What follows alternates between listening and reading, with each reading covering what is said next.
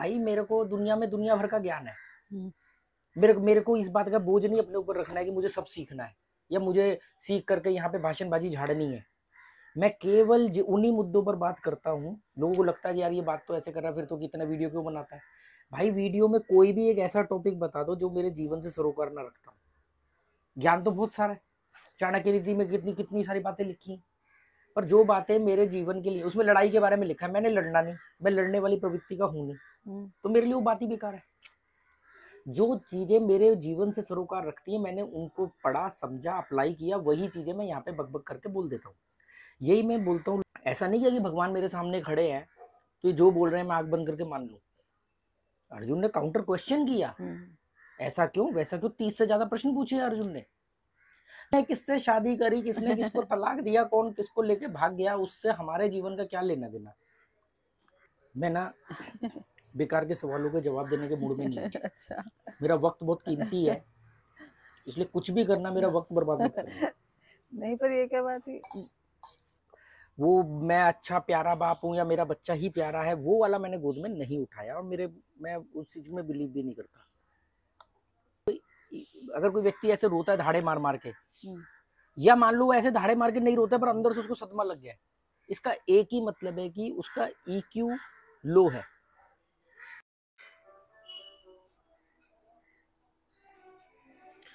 Hello friends, नमस्कार दोस्तों। अभी हम चाय पीने जा रहे हैं, तो मैं ये सोच रहा था कि यार चाय पे चर्चा के ज़्यादा ही वीडियो बन रहे हैं, मतलब हम चाय पीते हैं तो शूट करके डालने लग गया, काफ़ी मतलब कई वीडियो डल गए। मैंने कहा यार क्या बात करूँगा अभी बैठे हुए, मतलब ऐसे ही मेरे दिमाग में आ रहा था। तो मैंने कहा आज मतलब हम नॉर्मली कभी कभी बनाते हैं, और आजकल कुछ ज़्यादा बन रहे थे, तभी वो गूगल मिनी पे वो गाना चला, वो दिमाग में एकदम क्लिक किया। मैंने कहा यार इससे जुड़ा वो बहुत अच्छा किस्सा है, आज चाय पे चर्चा पे आपको वो किस्सा सुनाऊंगा। उस किस्से के बारे में हम दोनों बात करेंगे, क्योंकि उस किस्से, ये जो किस्सा है इस किस्से में मेन पार्ट इसका है, बिल्ली का नहीं। मतलब वो अभी आ रही है चाय लेकर के, तो एमिली सुस्ती वाले मूड में, इसकी आंखों का ना कलर चेंज होता है, शरारती होगी तो काली हो जाएंगी, मतलब इनको ज़्यादा पता है, पर 2-3 कलर होता है इसका। एकदम वो आंखों की पुतली बड़ी हो जाएगी, शरारत में अलग होगा, सुस्ती में अलग होगा।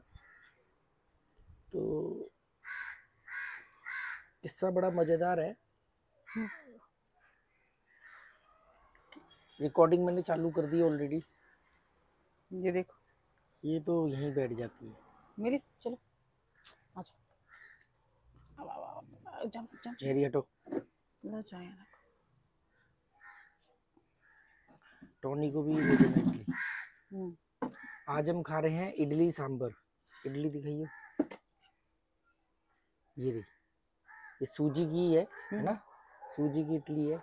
इडली इडली तो हमने सांबर हमेशा हमारे को कम पड़ जाता, मतलब तो इस बार कल इसने क्या किया, मतलब ये मैं अभी चाय पे खा रहा हूँ इडली सांबर, मैंने रात को डिनर पे खाया था इडली सांबर, मैंने कल लंच में खाया था इडली सांबर, मैंने परसों रात को, नहीं कल ही बनी है, कल दोपहर को। अच्छा कल ही बनाई है, मतलब कल लंच में इडली सांबर, रात को इडली सांबर, और अभी इडली सांबर। सांबर 2 कुकर भर के इसने बना दिए, और इडली हाथ के हाथ बनाते रहते हैं, जैसे अभी बना दी, ये इडली ताजी ताजी बनती है, सांबर 2 कुकर भर के बना देगा। बच्चे कह रहे थे स्कूल भी लेके जाएंगे ये सब चीजें। और हमारे सांबर ना, मतलब सब्जी, जितनी भी सब्जियां होती है, जैसे इसमें बैंगन है, गोभी है, बीन्स है, टमाटर है, मतलब घिया है मेन चीज, तो एक हेल्दी फॉर्म में हम लोग बड़े और अच्छे बड़े बड़े पीस बना के हम लोग ये करते हैं, ठीक है। तो संजय जी ने बहुत अच्छा वर्ड दिया। एक बार मैं और वो आ रहे थे पंजिम से, तो हम लोग ना नवतारा में रात को खाना खाने रुक गए। तो मैंने डोसा मंगा लिया, शाम का टाइम था, मतलब 7 बज रहे होंगे। तो मैंने कहा यार मेरे को ना सांबर वगैरह थोड़ा ज्यादा समझ में आता है, कि मतलब कम से कम वो तो नहीं है ना जंक फूड वगैरह, मतलब थोड़ा। तो उन्होंने कहा सांबर का मतलब कि सांबर समझ लो सब्जियों का जूस है, एक्चुअली में सांबर में तो कितनी 10-11 सब्जियां डलती हैं, अगर प्रॉपर आप उसकी प्रॉपर रेसिपी। पर पंजाब साइड में तो सांबर के नाम पे बेवकूफ बनाते हैं। पंजाब में अरहर की दाल नहीं खाते पंजाबी, बहुत कम खाते हैं, ठीक है। सांबर अरहर की दाल का बनता है, तो वो क्या करते हैं, अरहर की दाल बनाएंगे और उसमें उसको खूब खट्टा कर देंगे, और कहेंगे वाह जी वाह क्या सांबर है, वाह जी वाह। मैंने बोला इसमें घिया डाला? नहीं। सब्जी मतलब कोई सब्जी नहीं डालते। उनको ये अच्छा नहीं लगता, कहते कह रहे ये कि सब्जी क्या खाएंगे? मतलब सांबर बनाते हैं बिना सब्जियों का, या इक्की दुक्की कभी गलती से डाल देंगे, और मतलब अरहर की दाल को खट्टा कर दिया तो उनका सांबर है। मैं अभी यही बात कर रहा था इन लोगों से, वो तूने बंद कर दिया ना गूगल में? हाँ उसपे तेरे को याद है तेरे जब डैडी की डेथ हुई थी हाँ तो एक गाना मैंने गाड़ी में गाना शुरू किया था, कौन सा गाना था? यही तो चिट्ठी ना संदेश में चले गए। हैं? कौन सा गाना गाया था? जो मैं गा रहा था, हाँ कौन सा था वो? नहीं यार मेरे को। याद नहीं तुझे? नहीं जब रास्ते में मैंने तेरे को बताया कि तेरे डैडी निकल लिए, रास्ते में नहीं बताया था? वो तो बिल्कुल लास्ट हाँ, मोमेंट में तो उस पहुंच। समय मैं गाना गाने लग रहा था। याद दिलाना नहीं आ रहा। जो तूने पहले बोला अभी। यही वाला ना, हाँ, चिट्ठी ना कोई चिट्ठी संदेश। ना कोई संदेश। तुमने कुछ रिएक्शन नहीं दिया, मुझे लगा शायद मैं गलत बता रही नहीं हूँ। नहीं यही था। हुआ ये था क्या, तेरे पापा हॉस्पिटल में थे है ना? जिस दिन शादी थी उसी दिन सीढ़ियों से गिरे थे? उसका नहीं, उसके 15 दिन बाद, 20 दिन बाद, 15 जनवरी को गिरे थे। अच्छा, 25 दिसंबर को हमारी शादी हुई थी, 15 जनवरी को तेरे पापा गिर गए थे सीढ़ियों से, और फिर हॉस्पिटल में लेके गए थे उनको। डेथ हुई थी पूरे 1 महीने बाद, 25 जनवरी को। 25 जनवरी को। तो उसका किस्सा क्या है कि इसके पापा हॉस्पिटल में थे, दिलशाद गार्डन में, कौन सा हॉस्पिटल? GTB hospital. और चांसेस थे कि भी बहुत हालत सीरियस थी, और हमारी शादी को 15 दिन हुए सिर्फ। तो जिस दिन लास्ट डे का बताता हूँ कि क्या हुआ। तेरा वो कौन से ताऊ का लड़का है जिसका फोन आया था? शशुंकी भैया का आया होगा, कपिल नहीं भैया। नहीं, वो जो जैनी जैनी जैन रोहित बन भैया। गया। हाँ, तो वो कह रहे यार वो ना हॉस्पिटल से फोन आया है कि उनकी तबीयत ना बहुत ज्यादा खराब हो गई है, तो आप ना पीयूष को लेके आ जाओ। मैंने कहा ठीक है, मैं भी दिलशाद गार्डन में, मैं अपने किसी काम से था दिलशाद गार्डन में। मैंने कहा तुम चंदे भैया घर थे? ना ना, मैं उस समय दिलशाद गार्डन था। अच्छा। तो चंदे को तो मैंने बाद में बुलाया था, या उसको हमने रास्ते से लिया था, या शायद बुलाया था। तुम उनके घर में वो उस समय जो पैकिंग का काम होता था ना, वो कर रहे थे? नहीं यार, मैं दिलशाद गार्डन में था, मुझे याद अच्छा। है। वो मेरे साथ होगा या मैं उसके घर गया हूँगा पहले। अच्छा। पर मैं दिलशाद गार्डन में था। ठीक। तो मैंने कहा मैं अभी घर जा रहा हूँ, और घर जा करके उसको लेकर के आता हूँ। और तुझे मालूम है मैं जीवन हो या मृत्यु हो, मैं अपने रफ्तार अपनी सोच से चलता हूँ।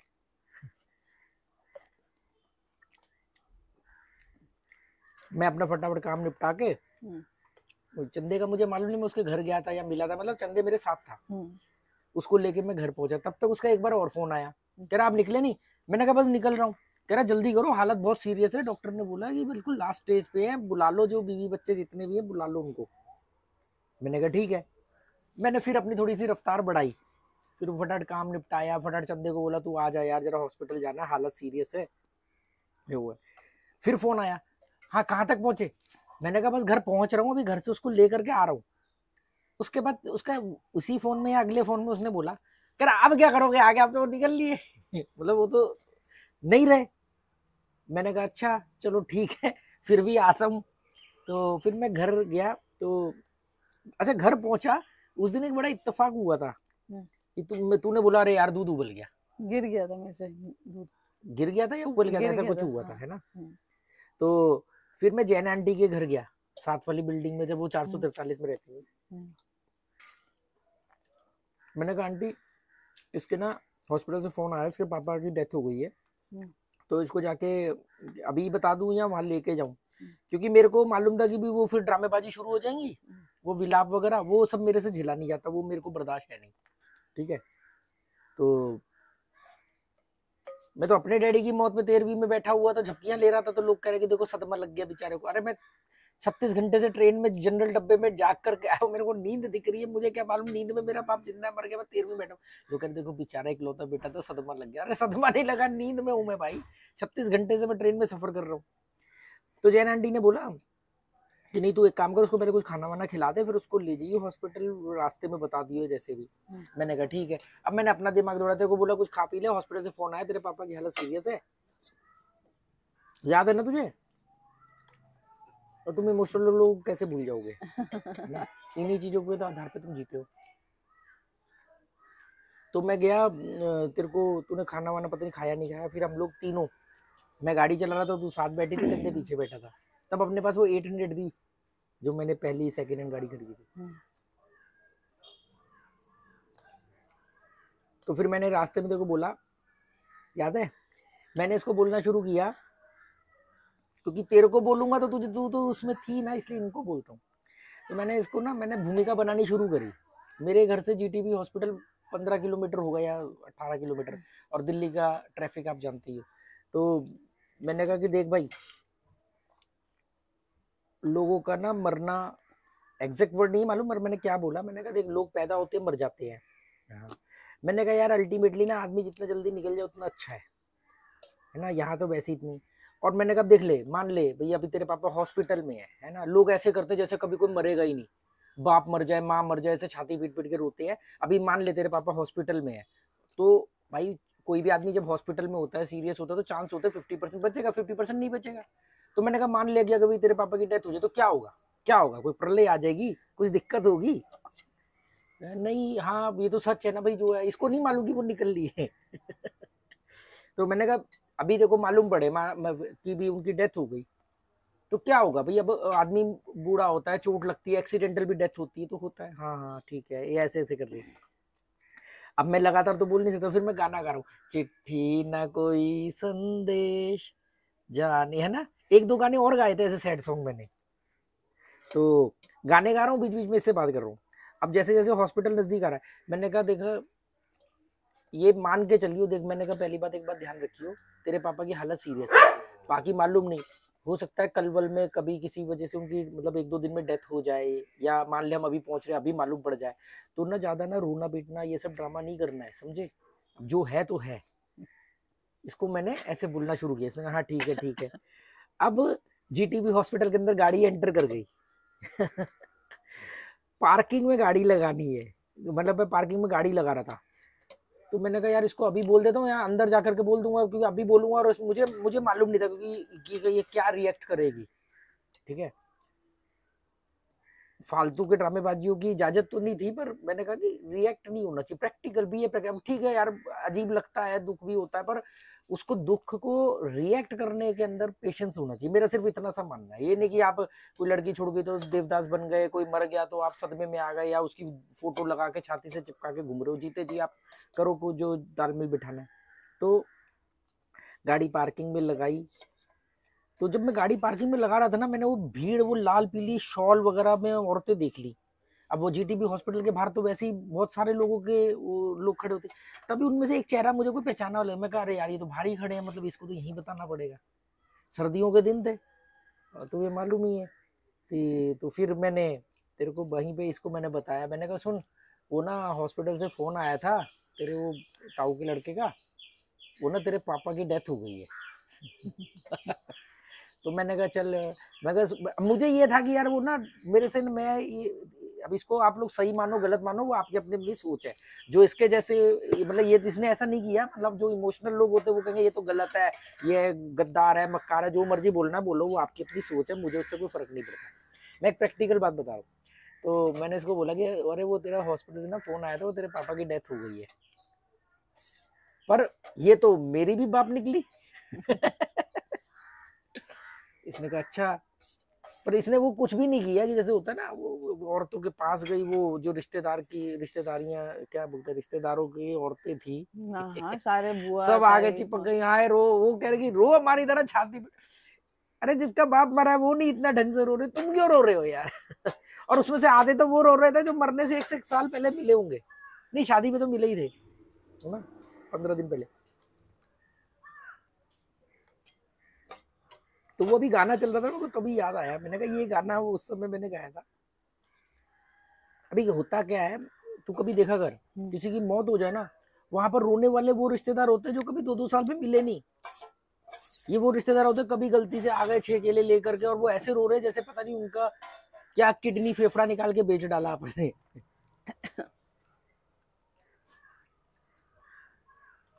रोने से ज्यादा ना, मतलब दुख को प्रकट करने का ये मतलब ये है कि ये इमोशनल, इसका जो, अगर कोई व्यक्ति ऐसे रोता है धाड़े मार मार के, या मान लो ऐसे धाड़े मार के नहीं रोता है पर अंदर से उसको सदमा लग गया है, इसका एक ही मतलब है कि उसका ईक्यू लो है।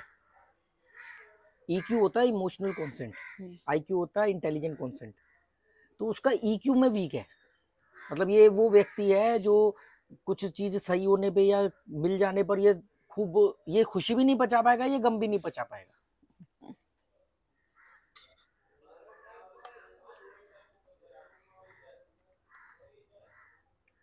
इनको जिस दिन मैंने तेरी मम्मी की डेथ वाला किस्सा सुना दिया तो ये लोग तो मेरे को गालियां देने लग जाएंगे सब लोग कि तुम तो बड़े पापी हो। पर जो सब्सक्राइबर मिलने आया मैंने ऑलमोस्ट ज्यादातर को बताया हुआ है वो बात।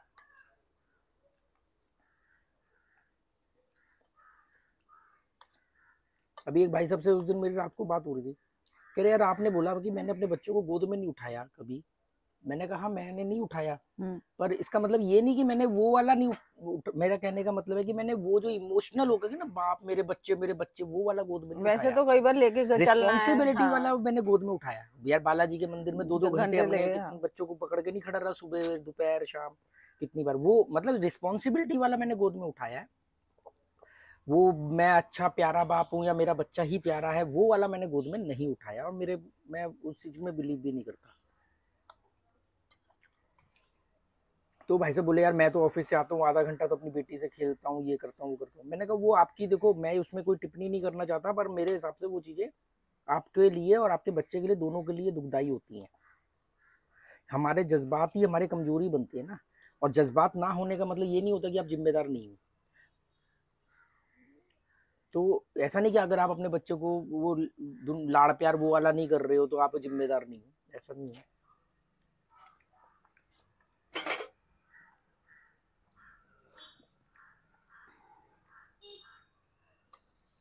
अब हम ये दिन भर न्यूज देखते हैं, लोग जो देख रहे हैं ज्यादातर न्यूज देखते होंगे, न्यूज में सुनते हैं जी उसका बच्चा मर गया, वह बोरवेल में गिर के मर गया, कहीं रोड एक्सीडेंट में मर गया, ये मर गया, वो साइरस मिस्त्री रोड एक्सीडेंट में मर गया, कोई कहीं मर गया। तो दुनिया में मरेंगे, हमारे घर का नहीं मर सकता। कॉमन सेंस लगाओ। दुनिया के बच्चे किडनैप होते हैं, मरते हैं, उसमें मेरा बच्चा नहीं हो सकता? हो सकता है, प्रोबेबिलिटी है। अब आपने गाड़ी की खोज करी, सड़क पर गाड़ियां चल रही है तो दुर्घटना होएंगी। उसमें कोई ना कोई बच्चा अगर गाड़ी के नीचे आके मरता है तो वो बच्चा किसी का भी हो सकता है ना। ऑप्टिमिस्टिक बायस नहीं होना चाहिए ना कि मेरा बच्चा नहीं हो सकता। तो जो खबरें पढ़ते हो क्या मंगल ग्रह से आती हैं?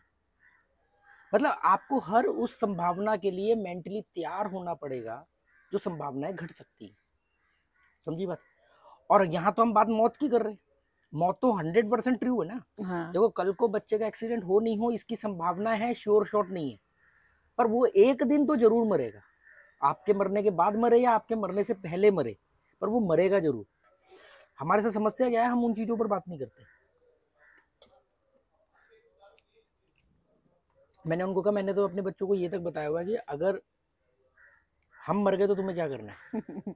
मैंने कहा मैं मर गया तो मम्मी संभाल लेंगे, टेंशन की बात नहीं है। मम्मी मर गई तो मैं संभाल लूंगा, कोई टेंशन। मान लो हम दोनों मर गए एक साथ, हम गए गाड़ी से पंजी मंजी में, कोई ट्रक एक्सीडेंट हो गया, मर गए हम, तब तुम्हें सबसे पहला स्टेप क्या करना? मैं कहा थोड़ी देर रोना पीटना ड्रामेबाजी करना, उसके बाद में जैसे ही जो तुम्हारा थोड़ा कंट्रोल में आना, और फिर तुम्हें क्या करना है। तो मैंने उनको सारे स्टेप बता। कह रहे अच्छा तुमने अपने बच्चों को बताया हुआ? मैंने कहा बताया है। और मैंने कहा इस पर तो मैं वीडियो बना के डालूंगा कि कल को मान लो कभी वो भूल जाए या डगमगा जाए तो वीडियो देख ले ना कि हाँ पापा ने ये बताया था।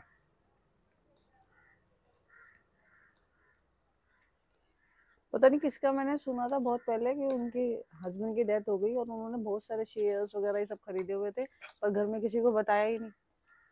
भाई कौन है? हाँ हाँ हाँ, घर में किसी को बताया। अरे बॉस, ये जो टिपिकल पति बन के रहते हैं ना या बाप बन के रहते हैं कि हम तो मतलब सुपीरियर है, इन मुद्दों के बारे में हम बाद में बताएंगे जब बड़े हो जाओगे, या ये पत्नी से क्या बात करनी, वो जैसे अचानक मर जाते हैं तो कुछ बता ही नहीं पाते। पता ही नहीं कहाँ पे कोई प्लॉट खरीद के छोड़ रखा है, किस दोस्त को कितना पैसा दे रखा है, किससे कितना लेना है, क्या पता ही नहीं। मेरे पापा ने मरने से पहले कोई पॉलिसी ली थी LIC वगैरह की, जैसे वो एजेंट वेजेंट ने जबरदस्ती कर दी होगी, छोटी मोटी पॉलिसी। और मुझे लोगों ने बोला कि ली थी तेरे पापा ने, ये पता है, पर किससे ली थी, कब ली थी, कहाँ ली थी, ये नहीं पता। अब ढूंढते रहो किसको। और उस समय फिर वो शराब इतनी पीते थे, पता भी नहीं ली थी नहीं ली थी, तो डाउट में हमने पता भी नहीं किया। और पता भी कहाँ करते उस समय, तो सरकारी दफ्तरों में चक्कर काटने का मतलब समझती, आज तो ऑनलाइन है सब। फोन भी नहीं थे, नहीं तो उसमें कॉल रिकॉर्ड में या नंबर सेव होता अरे उसका। 1996 की बात है, हाँ 1996 में कहाँ इंटरनेट आया था।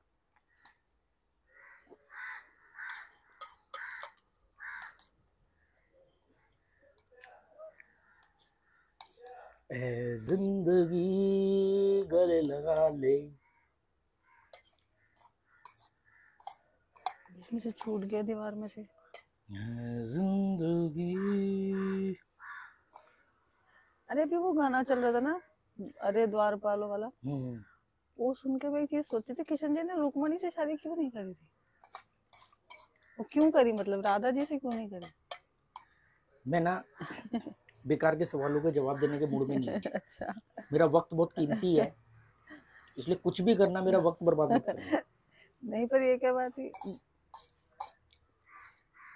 ये पूछो दोपहर को खाने में क्या बनाऊं। अच्छा। ये पूछो फ्यूचर में क्या करें, डेवलप होने के लिए, अपने अस्तित्व के लिए क्या करें, आज कल वर्तमान अपने जीवन से जुड़ी। अब किसने किससे शादी करी, किसने किसको तलाक दिया, कौन किसको लेके भाग गया, उससे हमारे जीवन का क्या लेना देना। नहीं वैसे ही उसमें रुक्मणी का नाम आया ना, तो मेरे दिमाग में ऐसे उठा सवाल। दूंगा जवाब, मैंने ज्यादा डिटेल में, मेरे को इसके बारे में ज्यादा मालूम नहीं, क्योंकि मैं कृष्ण के उन्हीं मुद्दों पर ज्यादा फोकस किया जिन मुद्दों का साइकोलॉजी या स्ट्रेटजी से लेना देना है। किसी आदमी के निजी जीवन से मेरा कोई वो नहीं है ना, भी उन्होंने कितनी बीवियां रखी, कितनी शादियां करी, किसको नहीं रखा, किसको नहीं रखा, उन्होंने क्या क्या चीजें बोली, उन्होंने अर्जुन को हिजड़ा क्यों बोला। अब उन्होंने हिजड़ा ना बोल करके नपुंसक बोला है ना, मतलब तो वही है कि आपने एक मर्दानगी को चोट पहुंचाई और चाहिए नहीं, तो वो इसलिए पहुंचाई कि उसको जगाना था। हमें कई बार ये तुझे मालूम है, आर्मी में अंदर जब ये लड़ाइयाँ होती है तो खूब गालियां देते हैं, क्योंकि एक एग्रेशन चाहिए होता है। अब एक ठंडा बुझा हुआ अर्जुन, अब एक बुझा हुआ तीर क्या मारेगा, तो उसमें आग की जरूरत थी। उन्होंने रुक जा, मैं अभी अभी अभी तेरे को सुलगाता हूँ। तू कह रहा है ना नहीं मारूंगा, मेरे गुरुजी हैं, मेरे टीचर है, ये मेरे को इतिहास पढ़ाते थे, ये मेरे को देख, मैं अभी तेरे अंदर ऐसा विस्फोटक एनर्जी भर दूंगा, खुद ही जा क्यों मारेगा। हाँ। पर नहीं, अर्जुन ने भी ऐसा नहीं किया कि भगवान मेरे सामने खड़े हैं तो ये जो बोल रहे हैं मैं आंख बंद करके मान लूं। अर्जुन ने काउंटर क्वेश्चन किया, ऐसा क्यों वैसा क्यों, 30 से ज्यादा प्रश्न पूछे अर्जुन ने।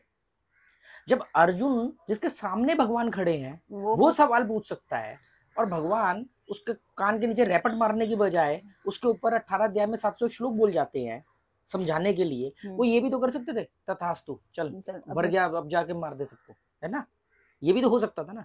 वेद व्यास सिर्फ इतना लिख देता गीता के महाभारत के अंदर कि भी वो अर्जुन कंफ्यूज था, फिर कृष्ण जी ने आशीर्वाद दिया अर्जुन को और अर्जुन एकदम योद्धा बन गया और अर्जुन ने जाके ये कर दिया। नहीं, प्रॉपर वहां पर डिस्कशन दिखाया गया। वो डिस्कशन का एक देखो, महाभारत थी नहीं थी वो अलग बात है, उसमें से आप अपने लिए क्या निकाल सकते हो। अब आप देखो, अब क्या है, आप अपने लिए उसमें से कुछ निकाल सकते हो, या आप ये कर सकते हो कि यार वो उसकी बीवी कौन थी, वो किसके साथ, उन्होंने उसके साथ शादी क्यों नहीं करी, और वो किया ये किया, है ना। ये हम लोग ये रामलीला इतने सालों से दिखा रहे हैं, लोगों ने रामलीला का से निकाला ही नहीं कुछ, बस हर बार वो धर्म पर अधर्म पर धर्म की विजय। मैं इन चीजों को मतलब ऐसा नहीं मानता कि ये मीनिंगलेस है, ये मतलब, और ना मैं वो ड्रामेबाजी करूंगा ये तो बहुत महान है, ये वैल्यूएबल चीजें हैं। इसमें से आप अपने मतलब का, भाई मेरे को दुनिया में दुनिया भर का ज्ञान है, मेरे को इस बात का बोझ नहीं अपने ऊपर रखना है कि मुझे सब सीखना है या मुझे सीख करके यहाँ पे भाषणबाजी झाड़नी है। मैं केवल उन्हीं मुद्दों पर बात करता हूँ। लोगों को लगता है कि यार ये बात तो ऐसे कर रहा है, फिर तो कितना वीडियो क्यों बनाता है। भाई वीडियो में कोई भी एक ऐसा टॉपिक बता दो जो मेरे जीवन से सरोकार ना रखता हूँ। ज्ञान तो बहुत सारा है, चाणक्य नीति में कितनी कितनी सारी बातें लिखी, पर जो बातें मेरे जीवन के लिए, उसमें लड़ाई के बारे में लिखा है, मैंने लड़ना नहीं, मैं लड़ने वाली प्रवृत्ति का हूं नहीं, तो मेरे लिए वो बात ही बेकार है। जो चीजें मेरे जीवन से सरोकार रखती है मैंने उनको पढ़ा, समझा, अप्लाई किया, वही चीजें मैं यहाँ पे बकबक करके बोल देता हूँ। यही मैं बोलता हूँ लोगों को कि जो मेरे साथ जुड़े हैं या मेरे को देख रहे हैं, कि बहुत ज्ञान, बहुत है, बहुत ज्ञान है, गीता महान है, बाइबल महान है, ये महान वो महान, सब कुछ करोगे क्या, चार डालोगे। केवल इन महान किताबों में से, या जो महानायक रहे हैं जिनके ऊपर ये किताबें लिखी गई हैं, आप उनको भगवान बोलो, महानायक बोलो, गुरु बोलो, महापुरुष बोलो, कुछ भी बोल सकते हो आप, उनसे केवल वो चीजें निकालो जो आपको अपने जीवन में जरूरत है। तेरे किचन में कितना सारा सामान भरा पड़ा है। जब तू कोई सब्जी बनाती है तो केवल उस सब्जी में डलने वाले मसाले ही तो निकालती है ना, ताकि वो सब्जी बने और तुम उसको खाओ। अब ऐसा थोड़ी कि तुम बना रहे हो भिंडी की सब्जी और खीर की तुम सामान भी निकाल रहे हो। तुम खीर क्यों निकालो, खीर का सामान क्यों निकालोगे, है ना। और मान लो तुम्हें शुगर है और तुमने जिंदगी में खीर खानी ही नहीं है, या तुम खीर खाने वाले हो ही नहीं, कोई शाकाहारी है, वो नॉनवेज के बारे में क्यों जानेगा। तो मतलब कहने का मतलब ये है कि आप ज्ञान, हर आदमी ज्ञान बांट रहा है आज की डेट में। जब से इंटरनेट आया तब तो हर आदमी जो जरा सा जिस फील्ड में सक्सेस हो गया, वो मोटिवेशनल स्पीकर वो एक कौन सा है, वो उसने चाय की दुकानें बना ली हैं तो वो भी आजकल मोटिवेशनल स्पीकर बन गया। वो किसी की एक किताब हिट हो गई, वो भी। अरे आप एक फील्ड में कामयाब हुए हो, आप उस फील्ड के बारे में बोलो, या आपने कोई एक दो और फील्ड। अब क्या हो रहा है, हम तो साइकोलॉजी पे भी बोलेंगे, अगर किसी घर में मियाँ बीवी का कलेश हो रहा है, हम उसमें भी ज्ञान देंगे, उसमें भी ज्ञान देंगे। ऐसा लोगों को लग सकता है कि मैं हर मुद्दे पे बोलता हूँ, पर मैं बहुत सारे मुद्दे, मतलब जितने मुद्दों पर मैं बोलता हूँ ना, उससे कई गुना ज्यादा मुद्दे जिन पर मैं नहीं बोलता हूँ, क्योंकि उन मुद्दों से मेरा कोई सरोकार नहीं। मैं राजनीति पर बात नहीं करता हूँ, मैं पॉलिटिक्स पर बात नहीं करता हूँ, मैं स्पोर्ट्स पर बात नहीं करता हूँ, जबकि हिंदुस्तान के आदमियों का सबसे क्रिकेट ही, ज्यादा पॉलिटिक्स और क्रिकेट के ऊपर उनकी जिंदगी चलती है। क्योंकि कौन सी पार्टी जीत रही है, कौन सी पार्टी हार रही है, कौन नेता देश बेच रहा है, कौन नेता देश को डेवलप कर रहा है, उससे सीधा असर मेरे जीवन पर नहीं पड़ता है। इनडायरेक्टली पड़ता है पर सीधा असर नहीं पड़ता है। और इनडायरेक्टली जितना कम पड़ता है, मतलब वो इतना माइनर होता है कि अगर आप थोड़े से भी अकलमंद हो तो उसको मैनेज कर लोगे। आप कर दो पेट्रोल 500 रुपये लीटर, मैं पेट्रोल यूज करना बंद कर दूंगा या कम कर चलाऊंगा।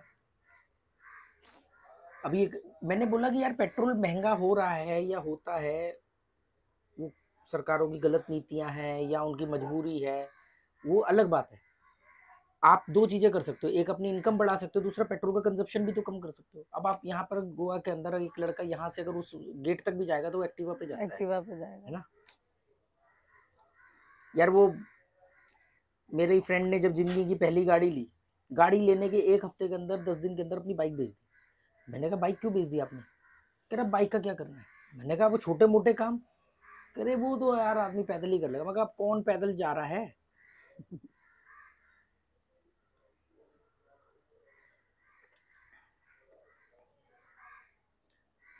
हम अपने घर के कितने, मेरे ख्याल से 70 to 80% काम जो है वो बिना गाड़ी के निपटाते हैं, है ना।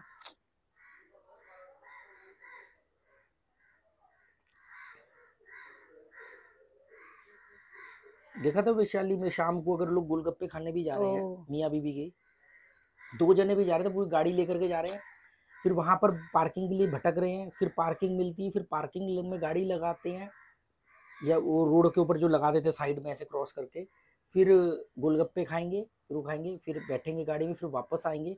जबकि ये इतना डिस्टेंस है उस एरिया के अंदर, मार्केट जो होती है, हर जगह पे मार्केट बनती है सोसाइटी में, मतलब वॉकिंग डिस्टेंस होता है। और फिर यही लोग बोलेंगे ट्रैफिक बहुत है, पॉल्यूशन बहुत है, फिर यही टिप्पणी करेंगे। तो ये जो चीज है, ये एक वो है, उन्हीं मुद्दों पर मतलब ज्ञान सब, इतनी इन्फॉर्मेशन है, कितनी लोग हैं यार आप। ये लोग बस बोलते सही हैं है। शास्त्रों में लिखा है, अरे शास्त्रों में हजारों किताबें हैं, हजारों किताबें मिलके शास्त्र बनती है। मतलब हम बोलते हैं ना शास्त्रों में लिखा है, कौन से भाई, क्योंकि हर मुद्दे पर तो कई सारी चीजें, हमारे पास तो वेद भी एक नहीं ना, चार है, फिर उसका वेदांत है। आप पुराण की बात कर लो तो देखो कितने पुराण है, कौन से पुराण की बात करोगे आप। तो इतना सब कुछ मौजूद है, अब आप क्या करोगे, सब घोट के बैठ जाओगे।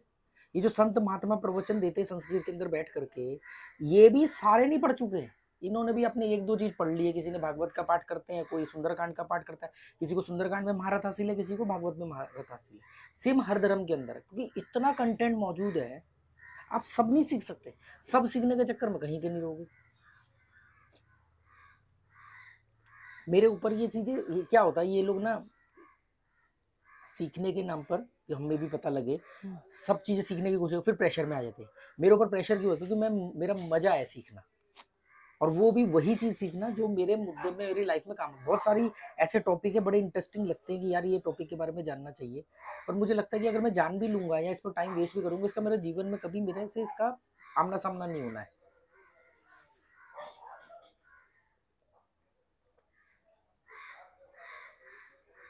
ज्ञान तो चारों तरफ है, सारा थोड़ी बटोर लोगे।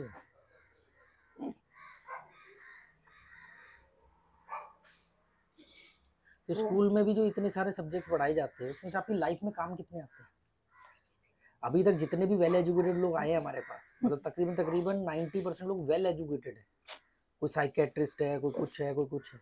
सब ने एक ही बात बोली कि हमने जो पढ़ा है ना उसका सिर्फ 10 से 20% ही हिस्सा हमारे जीवन में काम आ रहा है। सिर्फ वो राइटिंग में काम आता है, हिंदी या इंग्लिश या बोलने में, बस उतना ही आया है। नहीं, अपने साथ अब जो लोग जुड़ रहे हैं ना, थोड़े ईमानदार लोग जुड़ रहे हैं। जैसे एक ने बड़ा एक्सेप्ट किया, कह रहे यार मैं तेरे से इम्प्रेस होकर के मैं भी ये चीज़ें सीख रहा हूँ, मतलब पढ़ता हूँ, सुनता हूँ। फिर मेरे पास जो आगे मेरे जो सर्कल में लोग होते हैं उनके साथ इन मुद्दों पर बात होती है, तो मैं वहाँ पर ये अपने विचार व्यक्त करता हूँ। वहाँ मुझे बड़ी तारीफ मिलती है, यार ये तो बड़ा समझदार है। कह रहे पर अंदर से मैं जानता हूँ कि जितनी भी बातें मैंने बोल दी, ये इम्प्रेस तो कर दिया मैंने लोगों को, पर ये मुद्दों को मैंने अपने जीवन में अप्लाई नहीं किया। तेरे साथ एक फर्क है कि तू जो बोल रहा है वो तू जिंदगी जी रहा है। तू जुए की बात करता है तो तू जुआ खेल चुका है या कभी कभी खेलता है। तू मिनिमलिज्म की बात करता है तो तू 1 BHK के अंदर रहता है, मतलब अपनी लाइफ को ऐसा। शुरू में लोगों को लगा कि ये तो मटेरियलिस्टिक ही नहीं है जी, केले के पत्तों पे खा रहे जा रहा है। क्या हम हर समय केले के अभी के पत्ते पे खा रहे हैं? यार गर्मी सी हो गई है ना, धूप हो गई ना, बंद कर दे यार इसको, बहुत